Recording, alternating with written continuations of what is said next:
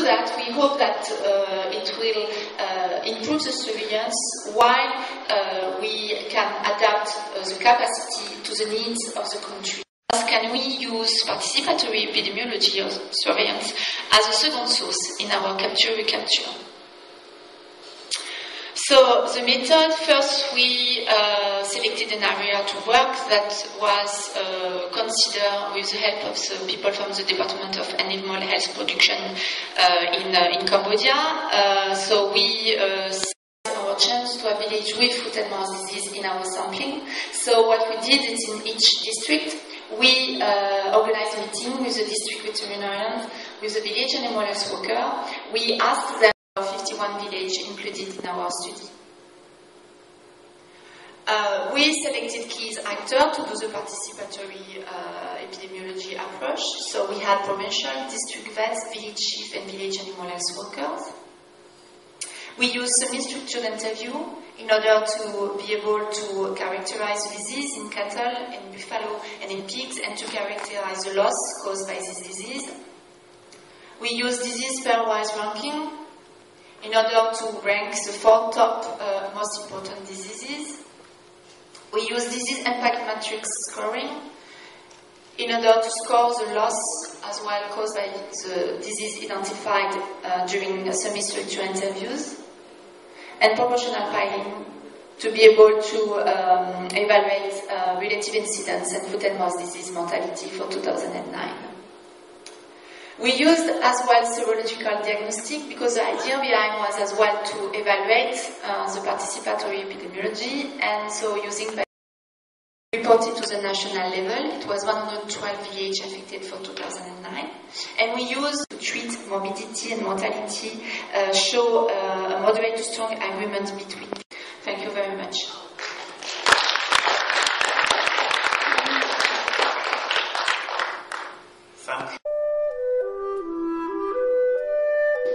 Production in Tanzania is very widely practiced in Tanzania, and there is widespread fight of good crop, but it is poor around. And majority of the goats are indigenous, almost 90% ethnically emphasized. Another tools which we use is probing and the direct observation at the flock level and the environment. These are the typical Maasai bombers. To rank livestock by numbers and relative contribution of these livestock to the livelihood. Having clinical science. The result from simple ranking, proportional filing, pairwise ranking, all these things are things that you have to evaluate before you can go into matrix scoring. But at the end of the day, we want to achieve whether we're talking about the same farmers. Other bacterial diseases, so you can hardly make any diagnoses on these gross lesions. Also, the congestion of the muscles and the full crop may not indicate to you this disease you're likely dealing with, but it's just a suggestion as to what diseases are. We have more than 3 diseases that can present themselves in this particular form. A matrix scoring to indicate some of these variety diseases were not the same. But either approach has weaknesses and prospects. And we will stress a lot about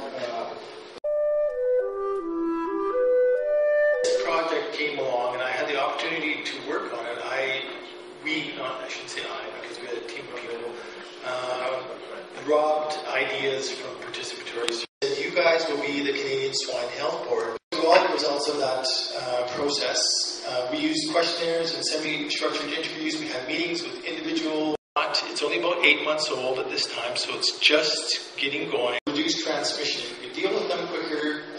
Reduce the impact of that outbreak itself, and we'd also reduce transmission within our herd itself. We were also going to help cases, and before they meet, usually 2 weeks before they meet, we ask them, each veterinarian in each one of these networks, to fill out a questionnaire about diseases that we went with a private company was because it had to be sustainable, and we couldn't, for the long term, consider that we would support this company. It had to be self-supporting. We collect more data of ongoing data that we have to deal with. One is from veterinary response. We talked about the intelligence. intelligence, the information that was being produced by this system, and the producers again were very worried that that there would be the wrong analysis done on the data, and that the information produced would be wrong from government funding. It will be sustainable because it produces information that's of value to producers and veterinarians, and they will. Smallest worker function and the criteria evaluation. Then we put everybody, all the participants together again to validate and to score the criteria that was found in the previous meetings. We have time for one or two questions.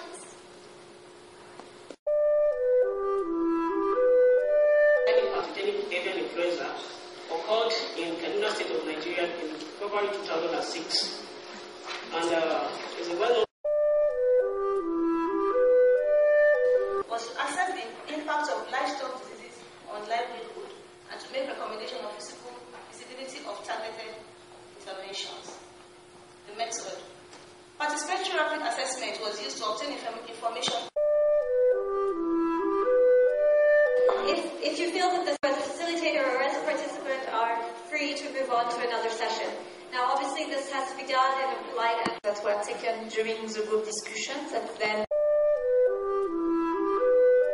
outlines. I will talk to you first about the background, then the methodology, so the combination of the participatory tools we use. Then the second question is, who do I talk to about this disease?